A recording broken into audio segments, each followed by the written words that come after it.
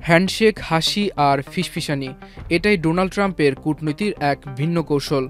দক্ষিণ কোরিয়ার সফরেও সেই কাজটি করলেন ডোনাল্ড ট্রাম্প, যখন মুখোমুখি হলেন শি জিনপিং ও ট্রাম্প। এর আগে এশিয়া সফরের শুরুতে মালয়েশিয়ায় পা রেখেই নাচে মেতে উঠেছিলেন মার্কিন প্রেসিডেন্ট।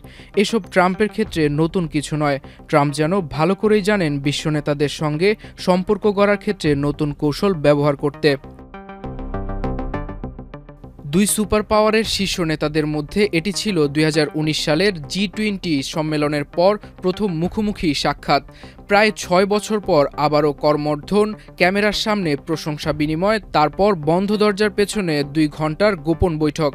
ট্রাম্প বৈঠক শেষে সাংবাদিকদের বলেন, "it was a great success, I would rate it a 12 out of 10"। এটি এমন একটি মন্তব্য যা আন্তর্জাতিক অঙ্গনে তৈরি করেছে নতুন কৌতূহল। ধারণা করা হচ্ছে এই বৈঠকে আসতে পারে কিছু বড় সিদ্ধান্ত, যা আগামী মাসগুলোতে বৈশ্বিক অর্থনীতি ও ভূরাজনীতিতে খুবই গুরুত্বপূর্ণ।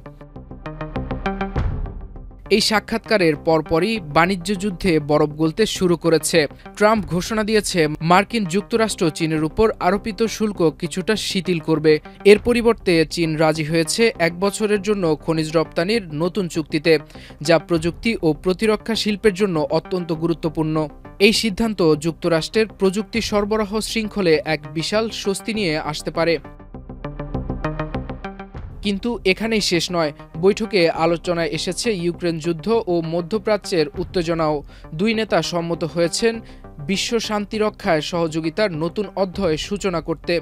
তবে তাইওয়ান ইস্যুতে উভয় পক্ষ নীরব থেকেছে, যা বিশ্লেষকদের কাছে এক ধরনের কৌশলগত নীরবতা। বিশ্লেষকরা বলছেন এই বৈঠক কোনো চূড়ান্ত সমাধান নয়, বরং এটি এক অস্থায়ী বিরতি, যেখানে দুই পরাশক্তি নিজেদের স্বার্থে একটু সময় নিচ্ছে পরবর্তী পদক্ষেপ নেয়ার আগে। ২ ঘণ্টার বৈঠক শেষে প্রশ্ন এখন, এই গ্রেট সাকসেস আসলেই কি শান্তির পথে নতুন এক সূচনা, নাকি সাময়িক বিরতির ছায়ায় সাজানো এক কূটনৈতিক নাটক?